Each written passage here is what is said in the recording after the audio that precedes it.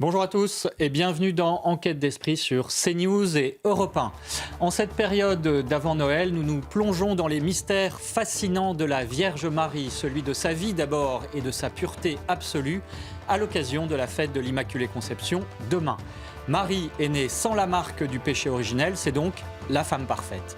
Et puis vendredi le 12, ce sera la fête de Notre-Dame de Guadalupe, qui est apparue au Mexique à un Indien, Juan Diego, avec un fameux vêtement sur lequel s'est imprimée l'image d'une femme enceinte. Ces mystères défient parfois la raison, mais ils attirent les foules à Lourdes ou à Guadalupe. Et pour tenter de percer ces mystères, il y a un fil conducteur à ces apparitions. C'est que Marie se présente comme une mère qui touche les cœurs, qui convertit et qui protège. On en parle dans un instant avec nos invités pour cette émission qui est en partenariat avec l'hebdomadaire France Catholique.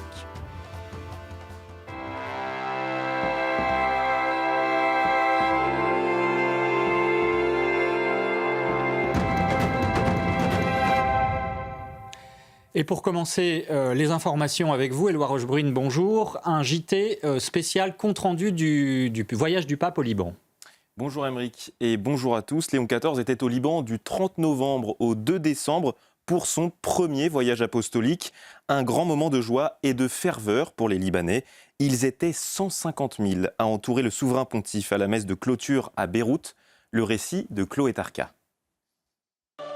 Une messe en plein air pour conclure une visite apostolique de 3 jours. Lors de son homélie, Léon XIV a délivré un message de paix dans un pays pris dans une guerre entre Israël et le Hezbollah. Ensemble. Tel est le rêve que vous êtes confié.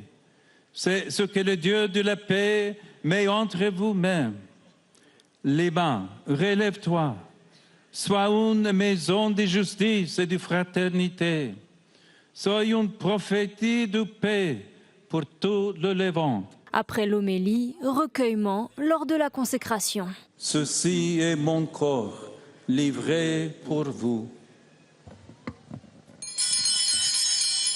Puis la communion donnée par des centaines de prêtres aux 150 000 fidèles. C'était magique de voir tous les Libanais réunis ici pour une bonne cause. Et j'espère que ce qui se passe aujourd'hui va ouvrir un nouveau départ pour ce pays parce que c'est tout ce qu'il mérite. C'est une bénédiction d'avoir le pape chez nous. Heureusement qu'il est venu, il nous a bénis et c'est magique d'être là et surtout avec mes enfants, nous avons prié tous ensemble. À la fin de la messe, Léon XIV a lancé un dernier appel à tout le Moyen-Orient. Soyez des artisans de paix, des annonciateurs de paix, des témoins de paix. Enfin, à vous, chrétiens du Levant, citoyens à part entière de ces terres, je répète, courage.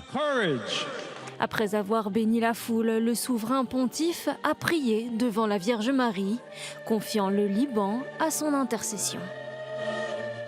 Lundi, Léon XIV a participé à une veillée avec 15 000 jeunes Libanais devant le parvis du patriarcat d'Antioche à Kerké. Il les a encouragés à être les acteurs du Liban de demain en renonçant à l'exil et leur a donné un point d'ancrage pour affronter les difficultés. Écoutez. Chers amis, ce point d'ancrage ne peut être une idée, un contrat ou un principe moral. Le véritable principe d'une vie nouvelle, c'est l'espérance qui vient d'en haut, c'est le Christ lui-même. Jésus est mort et ressuscité pour le salut de tous. Lui, le vivant, est le fondement de notre confiance. Il est le témoin de la miséricorde qui rachète le monde de tout mal. Lors de son premier voyage apostolique, Léon XIV a aussi appelé à la conversion des cœurs et à recourir aux armes spirituelles. Récit de Noémie Hardy. Lundi matin, Léon XIV a fait un pèlerinage sur les traces du saint patron du Liban, Saint Charbel. À Anaya, Léon XIV a prié devant sa tombe, une première pour un pape, un geste fort accompagné d'un appel à la conversion. Et l'essai nous le rappelle qu'il n'y a pas de paix sans conversion des cœurs. Que Saint Charbel nous aide donc à nous tourner vers Dieu et à demander le don de la conversion pour chacune de nous. Même exhortation 1 heure plus tard devant le clergé libanais. Dans le sanctuaire Notre-Dame du Liban à Harissa, Léon XIV a promu la force de la prière. Le Libanais, en demeurant avec Marie près de la croix de Jésus, notre prière, pente invisible qui unit les cœurs, nous donne la force de continuer à espérer et à travailler, même lorsque le bruit des armes gronde aux alentours et que les exigences de la vie quotidienne deviennent un défi. Après son discours, le pape a déposé une rose d'or au pied d'une statue de Notre-Dame, un cadeau traditionnel des pontifes dans un sanctuaire marial. Autres belles images qui vont rester de ce premier voyage apostolique, Léon XIV au chevet des familles des victimes de l'explosion du port de Beyrouth, drame qui a fait 200 morts et 7000 blessés. Sur les lieux de l'explosion, le pape a prié silencieusement.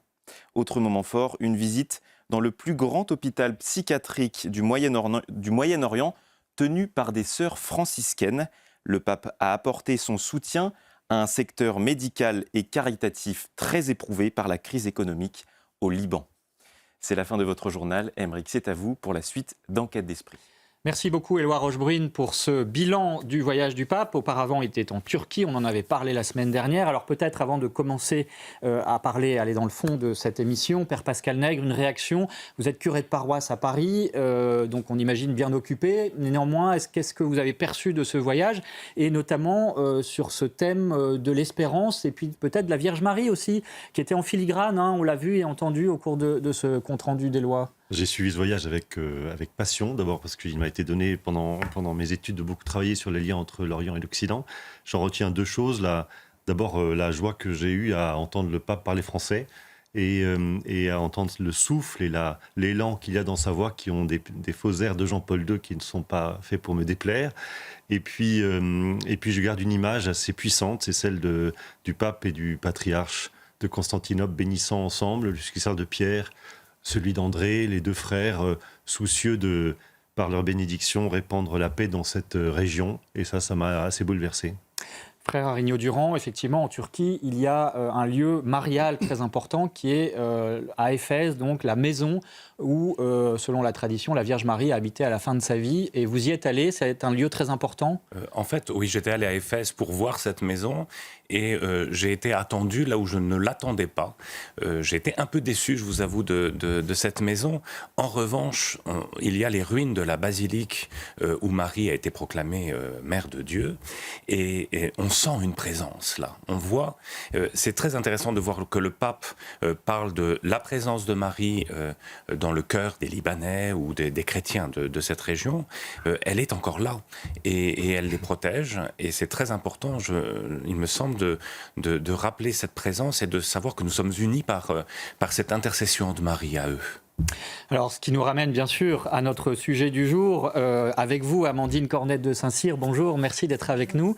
Vous êtes romancière, auteure de Au secours Marie, publié chez Fayard. Donc on est bien dans le sujet, un roman autobiographique dans lequel vous accompagnez votre mère malade à Lourdes afin d'espérer sa guérison. Vous nous en parlerez. Frère Louis-Marie Arignaud-Durand, donc, vous êtes religieux dominicain, aumônier international des équipes du Rosaire, et vous avez écrit plusieurs livres qui concerne la Vierge Marie. Allez dire aux prêtres, au cerf. Donc ça, c'est la parole de la Vierge Marie à Lourdes, à Sainte-Bernadette. Et puis un autre livre sur Fatima, les apparitions de Fatima. N'en parlez pas, c'est un secret. Toujours au cerf. Et puis un de vos prochains livres sera sur les apparitions de Notre-Dame de Guadalupe, dont on va parler actuellement. Donc Guadalupe, c'est au Mexique et c'est aussi votre pays de cœur. Vous nous en parlerez. Et puis Père Pascal Nègre, vous êtes donc le curé de Saint-Ambroise à Paris. C'est la paroisse qui a accueilli récemment, qui a une actualité, la veillée de prière à l'occasion des 10 ans des attentats du 13 novembre 2015. Et puis, c'est aussi une paroisse où il y a une chapelle dédiée à Notre-Dame de Guadalupe. Vous-même, vous avez vécu séminariste au Mexique et vous êtes l'auteur de Prier 15 jours avec Notre-Dame de Guadalupe aux éditions Nouvelle Cité. Vous avez contribué aussi à une bande dessinée qui vient de sortir, qui est très très complète et très bien faite, s'appelle Notre-Dame de Guadalupe aux éditions 3 cœurs. Et puis bien sûr, Véronique Jacquier est avec nous. Bonjour Véronique. Bonjour Aymeric, bonjour à tous. Vous nous parlerez des miracles de Notre-Dame de Guadalupe au regard de la science. Et ça aussi, c'est un point extrêmement important. Alors, commençons par parler de la fête du jour, ou en tout cas de demain, puisque demain, le 8 décembre, ce sera la grande fête de l'Immaculée Conception. C'est aussi un grand mystère, évidemment, une femme qui est née sans la marque du péché originel, Marie, qui est née sans la marque du péché originel. Père Pascal Nègre, je commence par vous. Pourquoi Marie est conçue sans péché ? Ça veut dire que c'est la femme parfaite ? Je dirais la perfection pleinement accueillie et réalisée dans une femme, une vraie femme. On le dit d'ailleurs dans « Je vous salue Marie », je te salue pleine de grâce. Elle est celle en qui la grâce remplit tout et surtout en qui rien ne fait obstacle à la grâce. Un peu comme un diamant sans infractuosité, sans impureté, qui laisse réellement parfaitement passer la lumière et qui en plus la diffracte et la répercute. Mais c'est aussi une vraie femme. J'aime bien quand vous dites ça. C'est pas une déesse. On nous reproche souvent de la mettre un peu sur un piédestal de semi-divinité. C'est une fille d'Israël, la fille d'Anne et de Joachim, la fiancée de Joseph. Et je vous dis ça parce que vous me demandez dans quel but. Mais bien sûr, pourquoi l'Immaculée pour avoir un écrin adéquat pour accueillir le Christ. Mais en fait, c'est aussi pour nous. En Marie, je crois que Dieu a atteint ou manifesté le sommet de son art, mais il nous montre surtout en elle ce qu'il veut faire de nous et ce qu'on peut faire pour lui. S'il n'y avait pas l'Immaculée, d'une certaine manière, on pourrait douter que Dieu fasse quelque chose de nous qui soit superbe. Mais en fait, il y a Marie. Alors, c'est son chef-d'œuvre, il n'y a pas de doute, mais vous aussi, et enfin moi aussi. Et je peux contempler en elle ce que Dieu veut faire de moi et ce que je peux faire pour lui, c'est-à-dire dire vraiment oui à sa grâce, et ça donne ça, en fait, quand on regarde Marie. Le péché, c'est pas un problème pour Dieu. Le péché, c'est un problème pour nous. Parce que précisément, moi, ça fait obstacle à cette grâce et ça m'empêche de dire le grand oui que je peux dire à l'œuvre de Dieu en moi. Ça veut dire aussi que ce n'est pas un idéal inaccessible, frère Arignaud-Durand, et que Marie, tout en étant effectivement conçue sans péché, a gardé sa liberté et elle aurait pu dire non à Dieu. Tout à fait. Et quand vous dites qu'elle est parfaite, c'est assez étonnant quand, lors de confession ou d'entretien, je propose aux gens de ressembler à Marie. Les gens me disent, elle est trop parfaite. Non, elle n'est pas trop parfaite. Elle est parfaite. Et si elle nous est donnée, c'est parce qu'elle est imitable. Donnez-moi 1% de sa foi ou de son humilité, je vais faire des pas de géant dans ma vie spirituelle. Donc elle n'est pas trop parfaite. Elle nous est donnée pour nous indiquer un chemin que nous avons à suivre et avec elle, nous allons faire, oui, des pas de géant. Véronique Jacquier. Pourquoi a-t-elle été conçue sans le péché originel ? Parce que c'est un mot, Père, que vous avez utilisé, que j'aime beaucoup. Il fallait un écrin pour accueillir le Seigneur. Et donc Marie a été préparée pour cela. Elle était tout à fait libre de dire non, heureusement, parce que le fait de répondre au Seigneur est un choix que l'on fait dans un sens ou dans un autre. Elle a pleinement dit oui. Et elle a été cet écrin qui nous donne le Seigneur et qui nous le présente, en fait. C'était au moment de la grande fête, là aussi, mariale, de l'Annonciation, le 25 mars. Amandine Cornette de Saint-Cyr, comment est-ce que ce mystère de l'Immaculée Conception vous parle, vous touche, le fait que le salut, donc la rédemption, la naissance d'un sauveur à Noël, soit venu par une femme, et en plus une femme qui combat le mal et qui est victorieuse du mal? Alors, elle n'a pas connu la blessure originelle, c'est-à-dire qu'elle n'a jamais été séparée de Dieu. Et finalement, c'est ce qu'on nous demande à chacun, c'est d'être avec lui toujours.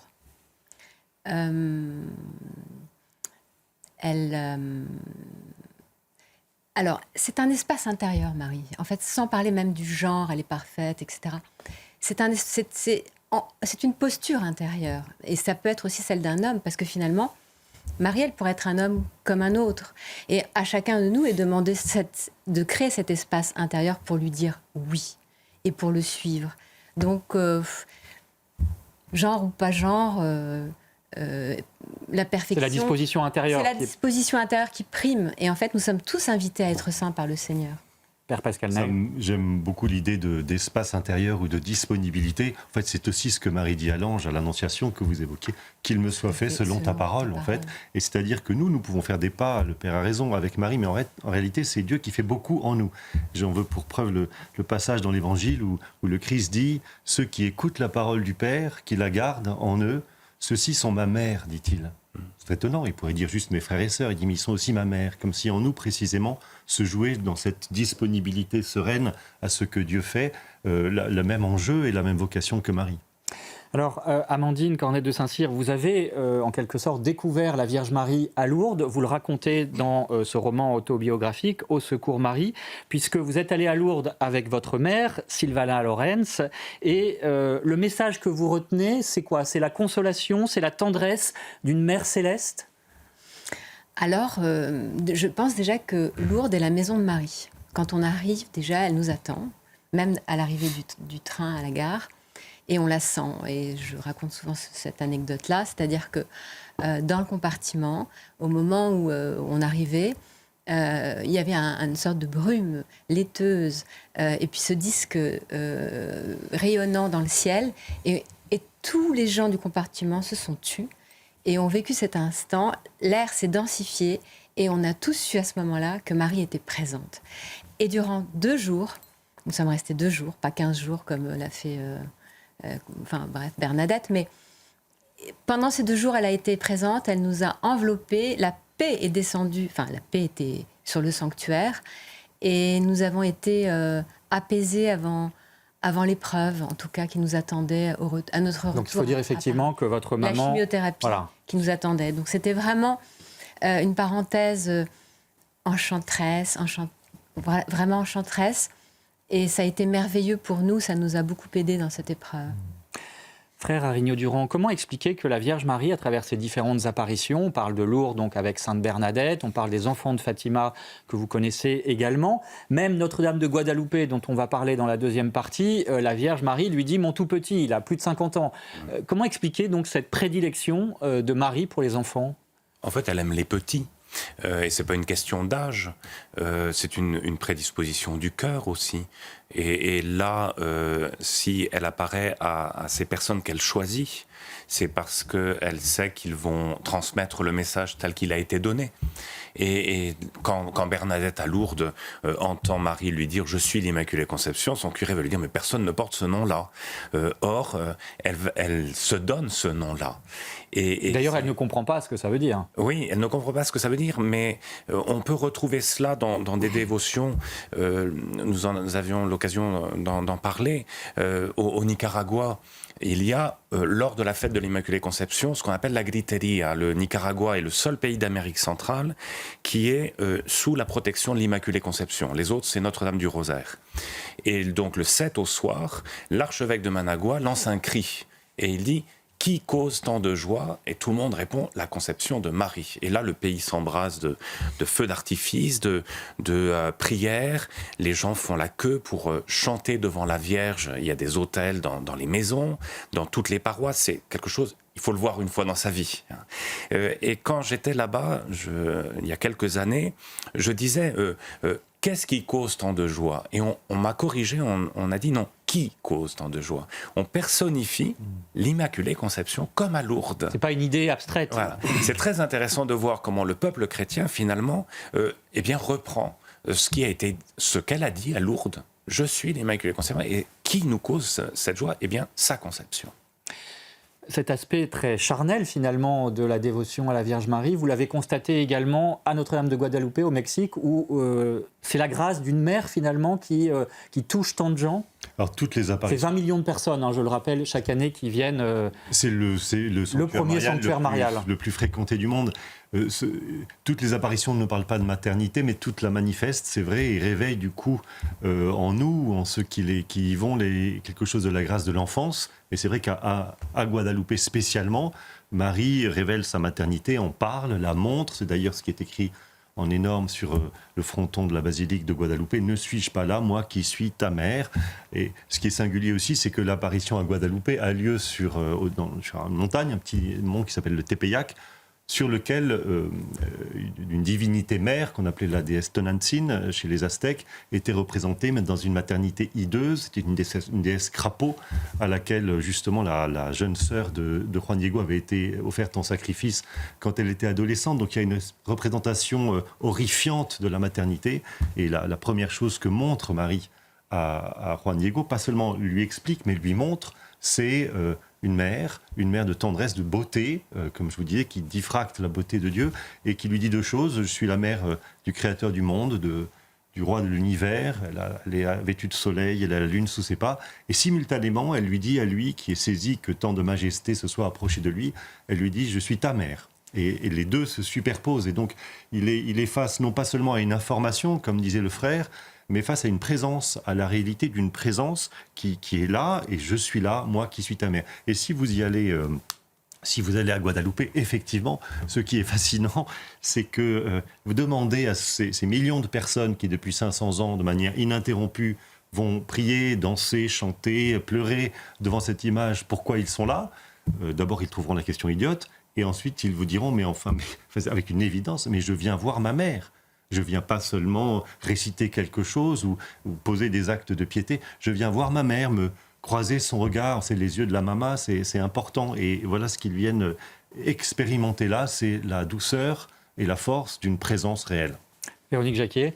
Oui, à propos de Notre-Dame de Guadalupe, elle dit aussi à l'Indien Juan Diego, il faut rappeler que l'apparition c'est le 12 décembre 1531, elle lui dit « Ne suis-je pas ton unique source de joie ?»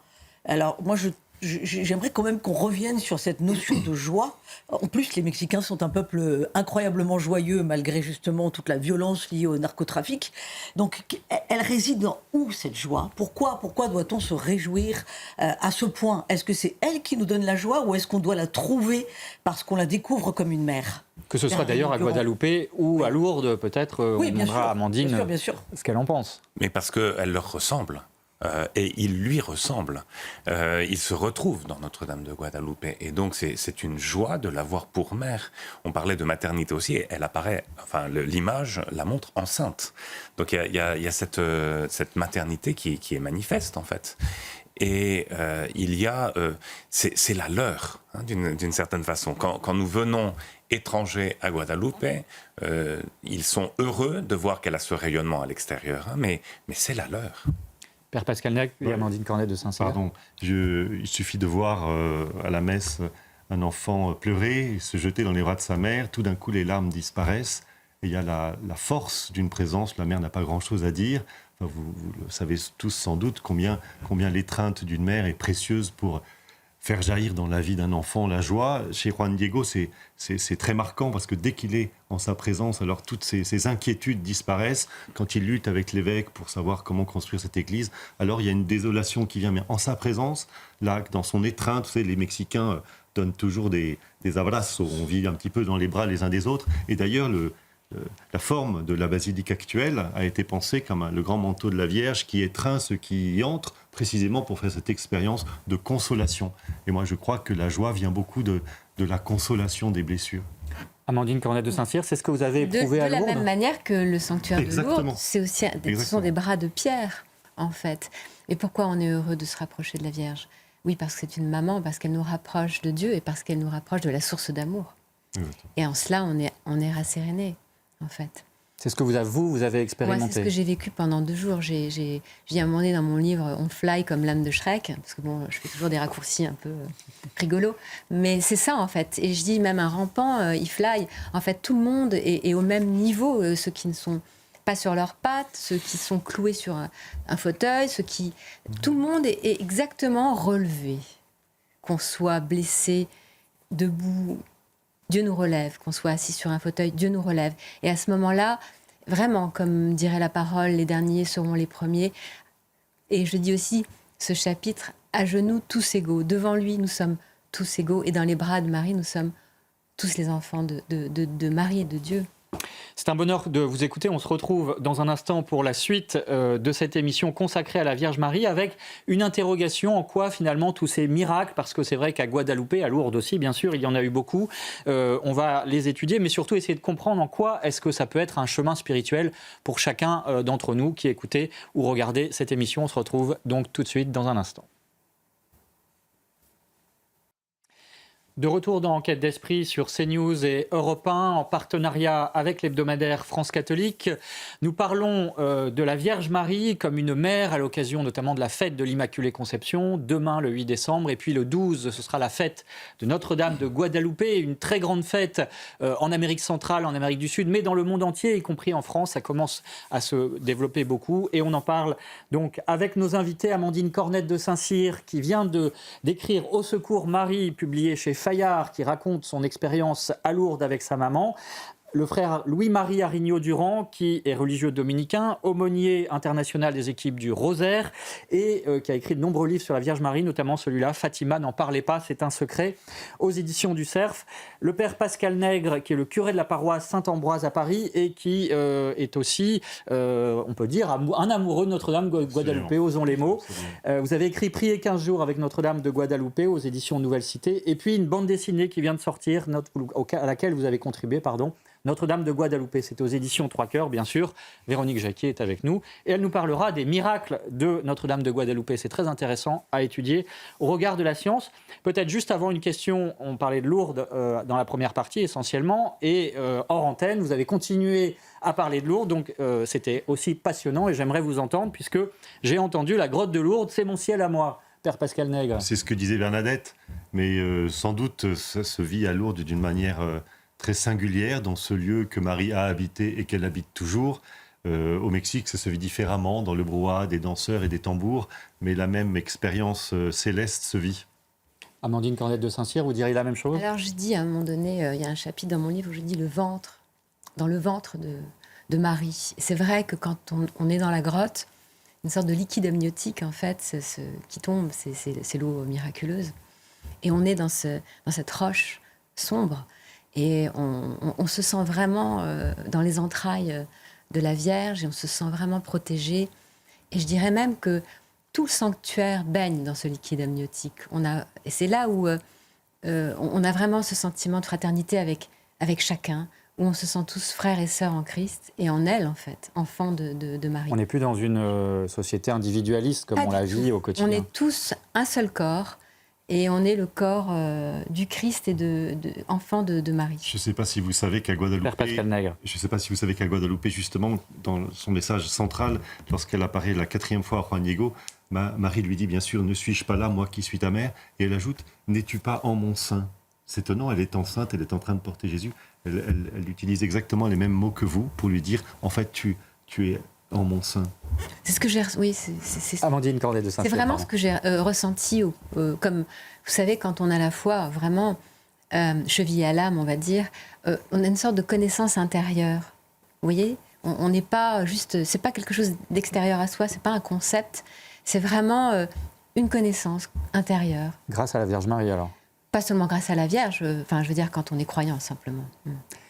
Frère Arignaud-Durand, vous souhaitiez ajouter ? Mais je pense qu'à Lourdes, enfin j'ai eu l'occasion de le dire plusieurs fois à la fin du pèlerinage du Rosaire, on nous dit que c'est le monde à l'envers. Non, Lourdes, c'est le monde à l'endroit. C'est notre monde qui est à l'envers. Et là, on a utilisé tout à l'heure un mot qui me semble vraiment fondamental. Ce sont des lieux de consolation. Nous avons besoin de cette tendresse de Marie qui nous est manifestée, qu'elle nous manifeste et que l'on ressent, on le ressent beaucoup à Lourdes certes, ou Fatima, mais à Guadeloupe. Et il y a un amour du peuple chrétien pour Marie parce qu'elle nous donne cette consolation. Tout à l'heure, vous avez utilisé l'image des bras. Elle nous prend dans ses bras et on en a besoin. On en a besoin. Et nous sommes dans un monde où on passe d'un sujet à l'autre. Non, il faut s'arrêter sur ce qui nous fait souffrir et comment est-ce qu'on va trouver une consolation et on va avancer avec le Seigneur, enfin vers le Seigneur et grâce à Marie justement. Alors, Guadalupe, l'apparition, donc, en tout cas, il y en a eu 4. La dernière s'est produite le 12 décembre, donc on était à la veille de Noël. Elle est fêtée donc le 12 décembre au calendrier.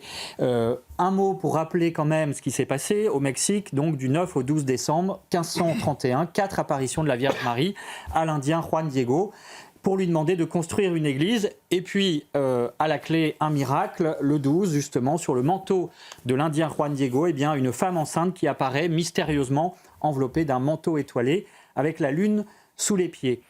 Pourquoi, Père Pascal Nègre, la Vierge apparaît enceinte? Est-ce que, justement, c'est une manière de nous préparer à Noël aussi? Alors, en tout cas, c'est la seule apparition de Marie enceinte, c'est un fait. Ça arrive quelques jours avant Noël, en décembre, alors c'est Notre-Dame de l'Avent, en quelque sorte, qui nous aide sans doute à entrer à accueillir le prince de la paix, celui dans un pays qui, justement, voit se confronter avec ultra-violence de choc, les la Indiens violence et les des colons Aztèques, espagnols. la violence des colons. Comment accueillir le prince de la paix? Est-ce qu'on va être capable de l'accueillir ou pas? Vous savez, c'est un peu comme quand la Vierge enceinte frappe à la porte de l'aubergiste dans l'Évangile et qu'il n'y a pas de place, en fait. Donc il va naître ailleurs. D'ailleurs, les Mexicains ont perpétué cette habitude des posadas. Pendant l'Avent, les enfants déguisés en Joseph et Marie vont de maison en maison en disant « Est-ce que vous voulez nous accueillir? Est-ce que vous voulez nous accueillir ?» Et les portes finissent quand même par s'ouvrir. C'est mieux qu'Halloween. Mais c'est mieux qu'Halloween. Et en tout cas, il y a quelque chose dans le miracle de Guadalupe qui est très propre à Noël et très eucharistique. Vous savez, Bethléem, ça veut dire la maison du pain. Et Marie, elle dit, moi je suis là, enceinte, je vais vous donner le prince de la paix. J'ai besoin d'une maison, justement. On parlait de la maison tout à l'heure. J'ai besoin d'une église pour que vous veniez le recevoir, ce pain de vie qui est son fils. Et en faisant cela, elle inverse, voyez, tout. Elle remet peut-être à l'endroit, comme le disait le frère, les choses, c'est-à-dire non plus simplement des enfants qu'on va offrir en sacrifice aux dieux pour les apaiser, mais un lieu pour se retrouver et accueillir Dieu comme un enfant qui s'offre lui-même en sacrifice pour que nous vivions. Ça, c'est l'Eucharistie, et ça, c'est le mystère de Noël à Bethléem, la maison du pain. Donc elle s'y montre mère de Dieu, et à la fois mère de chacun de ceux qui sont là, s'ils veulent bien accueillir le Fils. Alors, ces apparitions de Guadalupe ont provoqué des interrogations pendant des siècles, jusque très récemment, de scientifiques notamment, parce qu'il y a des phénomènes inexplicables. Véronique, expliquez-nous pourquoi justement ce manteau, notamment de Juan Diego, est un défi pour la science. Alors, c'est un défi pour la science parce que le tissu de la tilma, donc le fameux vêtement porté par l'Indien Juan Diego, est confectionné à partir de fibres végétales d'agave. Et en fait, la durée de vie de ce type de vêtement, vous imaginez bien, c'est une vingtaine d'années. Et on prie devant cette image depuis plus de 500 ans. Elle n'a pas bougé, elle a traversé les siècles. Des millions de pèlerins l'ont touchée entre 1531 et 1647. Vous imaginez, elle était sans protection. Donc les pèlerins l'ont touchée, il y a eu les fumées des bougies, il y a eu la poussière, il y a eu l'humidité. Elle n'a pas bougé. Le vernis des couleurs, ce que vous voyez là à l'écran, n'a absolument pas bougé. Il n'y a pas eu d'altération. Et ensuite, évidemment, à partir de 1647, on a mis une protection dessus, on a mis un verre. Et l'image de Notre-Dame de Guadalupe a quand même résisté à deux faits majeurs qui auraient dû évidemment la pulvériser. En 1785, un mélange d'acide nitrique renversé par accident sur l'image en nettoyant le cadre l'a un petit peu abîmé, mais on voit à peine les traces et donc ça n'a rien fait. Et puis en 1921, elle a quand même subi un attentat à la bombe, une bombe qui était placée juste sous l'image de Guadalupe dans un pot de fleurs. Et l'image n'a rien eu, alors qu'un crucifix de bronze de 34 kilos qui était posé juste à côté a été complètement tordu par le souffle de l'explosion. Alors l'image, par ailleurs, est d'une finesse extraordinaire sur un tissu qui est très grossier, donc tous les peintres qui l'ont examiné la jugent d'origine surnaturelle, d'autant que les pigments employés pour les couleurs sont d'origine inconnue. Donc tous les spécialistes, évidemment, sont perplexes. Alors le deuxième grand défi pour la science, et ça c'est absolument extraordinaire, c'est qu'au XXe siècle, des agrandissements photographiques des yeux de la Vierge révèlent des reflets dans les pupilles et les cornées. À partir de 1979, un docteur américain, le docteur Tonsman, identifie, tenez-vous bien, 13 figures humaines dans les yeux de la Vierge, dont la figure de Juan Diego et celle de l'évêque de Mexico. En fait, c'est-à-dire qu'en apparaissant sur la tilma, la Vierge de Guadalupe a fixé la scène. elle a fixé la scène de son apparition et des protagonistes qui étaient en face d'elle. Donc c'est absolument prodigieux. Alors le troisième défi, les 46 étoiles qui sont présentes sur le manteau de la Vierge de Notre-Dame de Guadeloupe correspondent aux constellations visibles dans le ciel de Mexico le jour de l'apparition, c'est-à-dire le 12 décembre 1531, jour du solstice d'hiver, une découverte qui a été faite en 2013, fait encore plus extraordinaire, si j'ose dire, parce qu'on va de découverte en découverte. Les proportions et les formes de l'image sont construites sur la base du nombre d'or, appelé dans l'Antiquité proportion divine. Ça veut dire que cette image, elle reflète une parfaite harmonie. Et alors, c'est une parfaite harmonie qui se traduit en musique. En 2008, un chercheur mexicain, Fernando Oreja, a découvert que tous les symboles sur le manteau et la robe de la Vierge composaient une partition, une musique absolument extraordinaire, céleste. Enfin, dernier miracle, il faut quand même s'arrêter là-dessus, la Vierge de Guadeloupe se sert encore de son image pour délivrer des messages contemporains. Le 24 avril 2007, l'État de Mexico a légalisé l'avortement. Au même moment, une messe est célébrée dans le sanctuaire de Notre-Dame de Guadeloupe et plus de 1000 personnes, on dit jusqu'à 3000 personnes, ont été témoins d'un phénomène inexplicable. Une intense lumière a jailli du ventre de l'image de la Vierge Marie et cette Vierge de Guadeloupe est devenue depuis la patronne des enfants à naître. Alors, on va faire réagir nos invités dans un instant, mais vous avez parlé effectivement de cette énigme musicale que constitue également cette image. On va en entendre quelques extraits de cette symphonie composée à partir des éléments de l'image. Et puis, réaction tout de suite après de nos invités.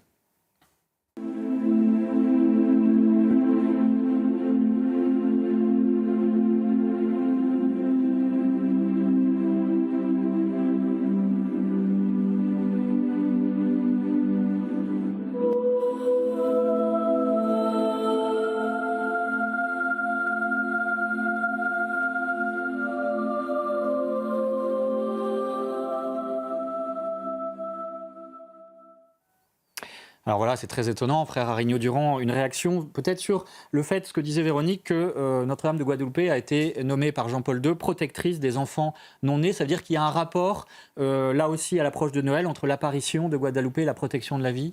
Il y a un rapport avec la maternité, comme on l'a dit. On parlait tout à l'heure des petits, une attention aux petits, et qui se vit de façon assez étonnante. Je me souviens d'une grand-mère, une amie, ses petits-enfants ne sont pas baptisés, et elle les confie à Notre-Dame de Guadeloupe, parce qu'une partie de sa famille est mexicaine, et un jour elle va chercher sa petite fille à l'école, qui prend son goûter à la maison, et elle regarde sa grand-mère, elle fait « Mamie, je me vois dans tes yeux ». La petite ne sait absolument pas qu'elle a été confiée à Notre-Dame de Guadeloupe, et la voilà qui parle de ce phénomène des yeux qu'on observe chez Notre-Dame de Guadeloupe. Et c'est quand même assez ahurissant de voir cette attention de Marie aux tout petits. Et là, effectivement, aux enfants à naître, elle est enceinte. Donc, c'est vraiment cette tendresse de Marie. Et on en discutait il y a quelque temps sur est-ce qu'une mère préfère certains enfants ? Elle préfère ceux qui souffrent, et ceux qui sont les plus vulnérables. Marie fait la même chose. Père Pascal Nègre, on a entendu cette musique-là, c'est vraiment étonnant qu'elle était composée à partir d'éléments qui figuraient sur le manteau de Juan Diego.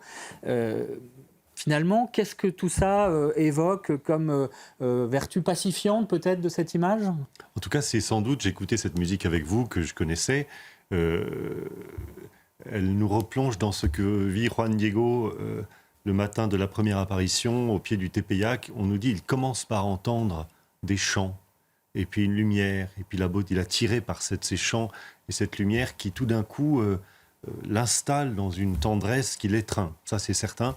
Ça m'a fait revivre ce moment-là, mais je consonne tout à fait avec ce que Véronique disait dans sa grande fresque sur les miracles, qui nous laisse à la fois un peu stupéfait et tout à fait émerveillé, et nous questionne face à cette vie qui arrive, à cette femme qui porte un enfant. Comment on va l'accueillir ? C'est désarmant, un enfant, c'est tendre. Vous avez tous pris un enfant dans les bras, on est désarmé face à un enfant qui vient, surtout quand il est celui-là. On a un peu deux options, c'est celle des rois mages ou celle d'Hérode.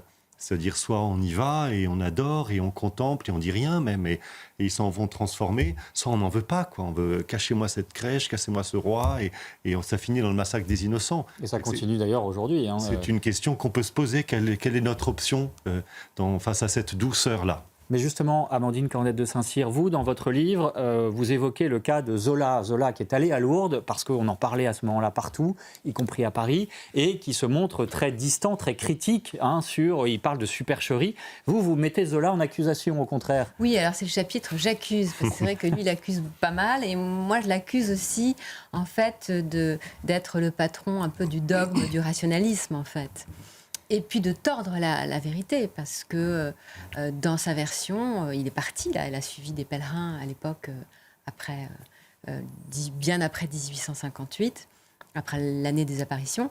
Et là, il rencontre quand même des gens qui ont été miraculés. Et qu'est-ce qu'il fait? Quand il y en a une qui a la tuberculose, il explique qu'en fait, elle a fait une rechute, alors qu'elle n'a pas fait de rechute, et qu'elle l'invite même à le rencontrer à Rennes et il refuse l'invitation. Une autre qui a un lupus facial épouvantable, il explique qu'elle s'est remise mais pas complètement alors que ça a été immédiat. Ensuite, il y a le docteur Boissary à l'époque qui est le docteur du bureau des constatations médicales qui lui donne les dossiers et récuse toutes les réalités des miracles.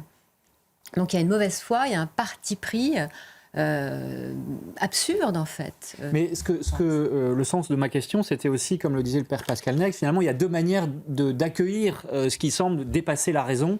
Il y a cette phrase d'Albert Einstein qui est en exergue de mon livre, il y a deux façons de vivre votre vie, l'une en faisant comme si rien n'était un miracle et l'autre en faisant comme si tout était un miracle. Il faut choisir son camp. Frère Arignaud Durand. Moi je crois qu'il y a un rapport avec la beauté. Avec la beauté de Marie, et on parlait de tendresse tout à l'heure. Quand je suis arrivé au Mexique il y a de nombreuses années, c'était juste avant la fête de Notre-Dame de Guadalupe, et tous les prêtres nous parlaient de cette beauté de Notre-Dame de Guadalupe, et je ne la trouvais pas belle. Et donc je suis allé me confesser juste avant l'Immaculée Conception, et j'en avais un peu gros sur le cœur. Je dis au prêtre, mais vous la trouvez belle, mais moi je la trouve pas belle. Et je l'ai entendu rire. C'est rare de faire rire nos confesseurs. Et je me suis rendu compte que finalement c'était une question de cœur, quoi. Est-ce que j'accueille cette beauté et il va m'être donné des choses que je n'attends absolument pas. Et oui, elle est incroyablement belle. Parce que il y a cet amour qui lui est donné et cet amour qu'elle nous donne. Et ça, c'est beau. Père Pascal Nègre, puis Amandine Cornette. Ce qui est beau aussi, c'est qu'en vous regardant, elle vous trouve beau, comme moi, et que comme une mère qui regarde son enfant, c'est le plus beau du monde. Et donc, du coup, nous, sous son propre regard, on est aussi transformés. Amandine Cornette. Et Bernadette trouvait la Vierge superbe, enfin belle, elle l'a trouvée très belle. Toutes les apparitions. La belle dame. La belle dame, la beauté, et, sauf la statue justement. Et quand on a fait la statue de Notre-Dame de Lourdes, faite de main d'homme, très difficile de... Bernadette a dit c'est laid, elle a un goitre, etc. Ce qui est différent avec Guadalupe, c'est qu'elle n'est pas faite de main d'homme. Voilà. Et comme disait Véronique, on ne sait pas ce que c'est. Et que ça, cette image-là, qu'on la trouve belle ou pas belle, elle est un message, elle est singulière, mais ça n'a pas été fait par nous. Véronique Jacquier. Oui, le premier des miracles, c'est peut-être que les Indiens ont su tout de suite lire cette image justement sur la tilma, parce qu'elle est pleine de symboles qui ramenaient justement à la culture aztèque. Et quand on parlait de pourquoi elle se présente enceinte, elle porte sur son ventre une fleur à 4 pétales qui représente les 4 mondes détruits des Aztèques. Ils étaient en attente d'un 5e monde. Et ce 5e monde, en fait, elle leur présente, elle leur dit c'est Jésus que je suis en train de vous apporter. Et ce 5e monde, ça va être un monde d'harmonie qui se traduit d'ailleurs à travers la musique qu'on a entendue. Donc il y a quand même quelque chose de très émouvant. Et eux, ils ont tout de suite reçu cette promesse de cette femme enceinte qui venait leur apporter un enfant Dieu avec un monde qui n'allait plus se détruire. Alors, je vous propose, juste avant que vous réagissiez, Père Pascal Nègre, d'écouter un spécialiste de Guadalupe qui nous explique aussi un autre miracle de la Vierge de Guadalupe à cette époque. Ça a été l'unité du peuple mexicain qui était effectivement, comme on l'a dit, très divisé. Écoutez, c'est un extrait du film de Sage qui s'appelle Guadalupe, qui est sorti en 2024. Si l'apparition de la Vierge de Guadalupe ne s'était pas produite, le métissage aurait couru à sa fin. Les indigènes ne voulaient plus rien savoir parce que leur Dieu était mort. Qui d'autre que la Sainte Vierge pouvait changer le cours de l'histoire, faire perpétuer le métissage et faire subsister les indigènes? C'est elle qui a formé notre patrie, c'est la Vierge qui forme encore notre patrie. Sans cela, l'unification du Mexique que nous connaissons aujourd'hui n'aurait jamais eu lieu. Un pays si vaste et si mixte, c'est encore aujourd'hui la Sainte Vierge qui empêche tout un pays de se fracturer. J'aimerais vous entendre réagir là-dessus. C'est la Vierge qui a formé notre patrie. C'est vrai du Mexique, manifestement. Est-ce qu'on peut dire aussi que c'est vrai de la France, où il y a un rapport à la Vierge Marie qui est extrêmement fort, frère Arigno-Durand? Oui, bien sûr.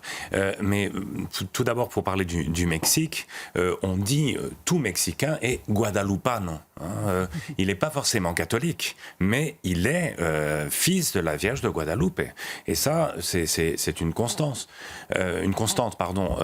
Pour la France, c'est vrai que Notre-Dame a un amour tout à fait particulier pour notre pays, mais c'est peut-être pour nous tirer un peu l'oreille, pour nous remettre dans le droit chemin. Si elle revient si souvent, c'est que peut-être Il y a eu beaucoup d'apparitions au XIXe siècle, à la rue du Bac, à Lourdes, à Pontmain. Nous sommes un peu durs d'oreille et de cœur. Père Pascal Nègre. Mais c'est pas faux, nous sommes un peu durs d'oreille. Alors les Aztèques, effectivement, n'avaient pas tellement d'écriture, mais ont tout de suite compris ces pictogrammes, cette image, ce message visuel, et il y a des 9 millions de conversions dans les mois qui ont suivi. Il y a des textes merveilleux de Motolinia, l'historien franciscain de l'époque, qui dit mais on n'en pouvait plus de baptiser, on les suppliait ils nous disent non, on a fait des centaines de kilomètres à pied, baptisez-nous.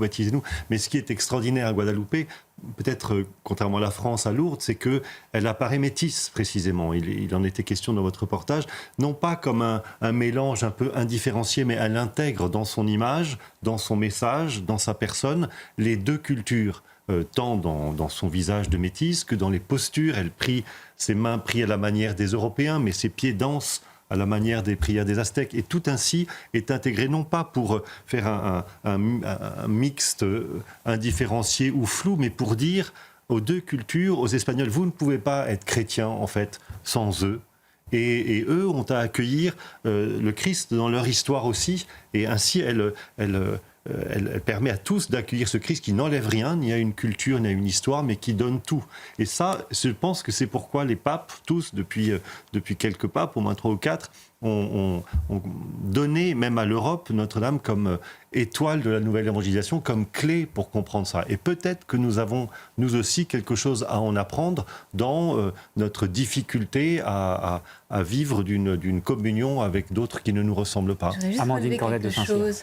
Marie, mariez-nous. Vous voyez ce mix culturel entre les deux. C'est Marie qui marie. Marie-nous. Qui tisse les fils. Le fait est que la paix s'est installée, que les Espagnols n'arrivaient pas à établir, et que l'apparition de Guadeloupe, le reportage avait raison, a réalisé quelque chose que personne n'arrivait à faire et que personne même n'espérait. Elle les a mariés, exactement. Alors, il nous reste malheureusement quelques minutes, donc on va devoir conclure peut-être sur le fait que Marie, finalement, elle est aussi au pied de la croix et donc elle aide les fidèles, les chrétiens, à traverser les épreuves. En quoi, frère Arigno-Durand, est-ce que pour vous, Marie est la mère de l'espérance ? Alors c'est la fin de notre jubilé cette année. Bon, c'est le titre qu'elle a. Enfin, ça y est, il est terminé. Le titre qu'elle a à Pontmain également. Eh bien, parce que elle a espéré contre toute espérance. Y compris au pied de la croix où son fils était mort. Voilà, tout à fait. Et la situation du Mexique, lorsqu'elle apparaît, est absolument catastrophique, justement. Et c'est intéressant de voir qu'elle a sa place. Notre-Dame de Guadeloupe est aussi chez nous. Il y a une chapelle de Notre-Dame de Guadeloupe à Lourdes, dans le sanctuaire, que l'on retrouve. Donc, c'est la même Vierge Marie. Ce sont des messages qu'elle actualise, mais elle dit toujours Jésus. Et il est notre espérance. Et si nous avons compris cela, eh bien nous pourrons être debout avec elle au pied de la croix et aider ceux qui ont une croix trop lourde à porter. Et là, elle est une maîtresse de vie et de vie éternelle, en l'occurrence. Mère et enseignante, alors. Père Pascal Nègre, puis Amandine Cornette de Saint-Cyr. J'aime beaucoup que vous évoquiez ce passage de l'Évangile. Je trouve que c'est ce qui ressort très bien aussi de la très belle BD qui va sortir aux éditions Trois Cœurs, c'est-à-dire la présence d'une mère, parfois silencieuse, dans les douleurs. D'abord, elle demande à Guadalupe de construire une église pour que tous ceux qui ont besoin d'être consolés le soient. Mais on le voit aussi, et c'est très bien fichu dans cette BD, combien au travers de l'histoire du Mexique, dans toutes les épreuves que ce pays a traversées, depuis le choc violent de l'arrivée des conquistadors, depuis l'ultra-violence des Aztèques, mais aussi dans les révolutions, dans les difficultés, dans cette période difficile de la Cristiada, aussi au début du XXe siècle, que les chrétiens ont vécu. Cette présence puissante, sereine, pacifiante de Marie a été un guide et une source même de joie paradoxale. Amandine Cornette de Saint-Cyr, le mot de la fin. Allez à Lourdes, allez à Fatima, allez au Mexique, allez là où elle est. Elle vous attend et partout, c'est sa maison. Merci beaucoup, merci à tous. Je renvoie à vos ouvrages respectifs. Amandine Cornette de Saint-Cyr, Au secours Marie, chez Fayard. Frère Arignaud Durand, Fatima, n'en parlez pas, c'est un secret. Et puis des livres à paraître également, notamment un futur sur Notre-Dame de Guadalupe, Père Pascal Nègre, Priez 15 jours avec Notre-Dame de Guadalupe aux éditions Nouvelle Cité, et puis une bande dessinée Notre-Dame de Guadalupe aux éditions Trois Cœurs. Et puis Véronique, un autre renvoi à France Catholique cette fois. Oui, France Catholique qui évoque le dogme de l'Immaculée Conception et le temps qu'il a fallu d'ailleurs pour que l'Église, entre guillemets, valide ce dogme. Il a fallu quand même 19 siècles. Donc on vous explique tout ça dans France Catholique, que vous retrouvez sur abonnement et sur france-catholique.fr. À l'intérieur, la querelle des inventaires, c'est le point d'orgue de la loi de 1905. On ne connaît pas cet épisode douloureux pour les catholiques et pour les officiers catholiques notamment, qui ont préféré sacrifier leur carrière plutôt que de faire des compromissions quand il a fallu faire l'inventaire des biens de l'Église. C'était le 9 décembre, d'ailleurs, la loi de 1905, on peut le rappeler. Et puis deux annonces pour terminer. D'abord, la messe du 8 décembre qui sera retransmise sur CNews, donc messe de l'Immaculée Conception. Ce sera à midi à Notre-Dame, l'église Notre-Dame de Compassion à Paris. Et puis à Saint-Ambroise, votre paroisse Père Pascal Nègre, ce ne sera pas retransmis sur CNews, peut-être l'année prochaine. Le 12 décembre, effectivement, fête de Notre-Dame de Guadalupe, messe à 19h et ensuite veillée en l'honneur de Notre-Dame. Avec des mariachis, avec un buffet mexicain, il faut fêter un petit peu en chantant les mañanitas. Oui, il a oublié l'essentiel, Émeric. Vous avez oublié les mariachis. Les mariachis. Voilà. Mais je ne pouvais pas tout dire. Donc, oui. Il faut l'en laisser un petit peu. Venez donc à Saint-Ambroise le 12. Voilà. Merci Aurélie Lucano, à toutes les équipes techniques de CNews. Et puis la semaine prochaine, nous évoquerons la béatification de 50 martyrs du STO. Et la cérémonie, ce sera à Notre-Dame de Paris. Vous serez donc à notre écoute. En attendant, très bonne journée et l'info continue.